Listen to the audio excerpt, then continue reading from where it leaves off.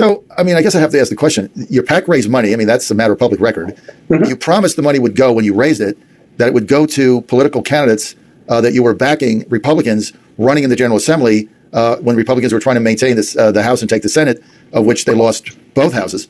But when we look at the PAC records, you didn't give any money to these candidates. So you took the money in, but you didn't give it out. I mean, that's just a matter of public record.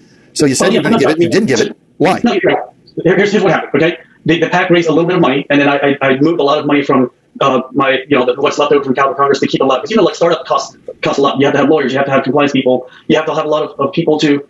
You have to have startup fees. So a lot of the money was moved over from the old campaign to keep it alive.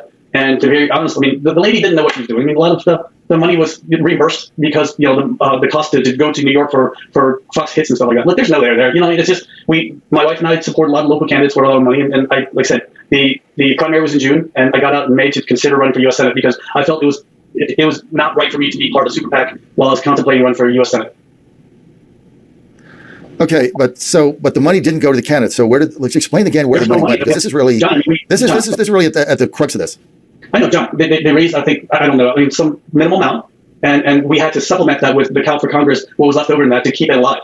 Because again, the startup cost for anything is a lot due to legal fees and media fees and everything else. It's just, I mean, I think just look at the records. I mean, I think it's like $100,000 at the most that was raised, but that includes the money that was transferred over from Cal for Congress. So, John, there's no there. These people are look. There's a lot of people that are just drowning in this race, right? They're $400,000 in debt, and I don't know how they can look at their voters and say, hey, we're going to take in the money because I need to pay for my Escalades or whatever you do. So people are just drowning. They're saying desperate things because they can't get their voice across. They can't get their message so clear that people would invest in them. We've raised $2.5 million since this race in order to get your voice out there, the people's voice, Virginia's voice. You just said yourself that Donald Trump's campaign is looking at flipping Virginia.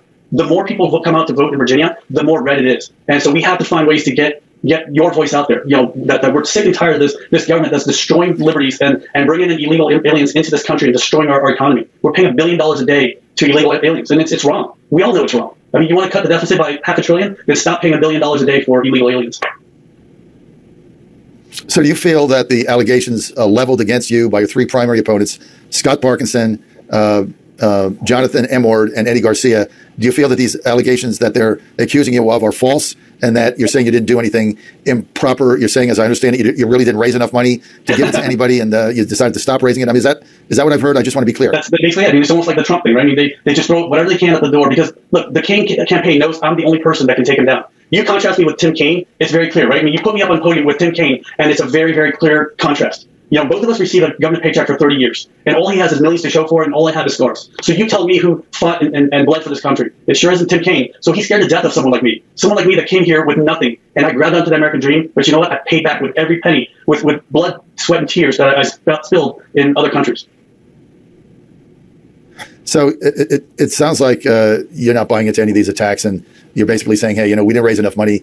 And so what is your response back? Like, we had Jonathan Emord on yesterday, one of your chief opponents, and he really leveled you and said, this is borderline criminal activity. What is your response back to Emord? Come on, John, seriously. Again, I don't know why these guys are so obsessed with me. They need to concentrate on their own campaign. Again, if you haven't raised more than... You can't raise Tim Kaine. This guy is a bagman for the DNC.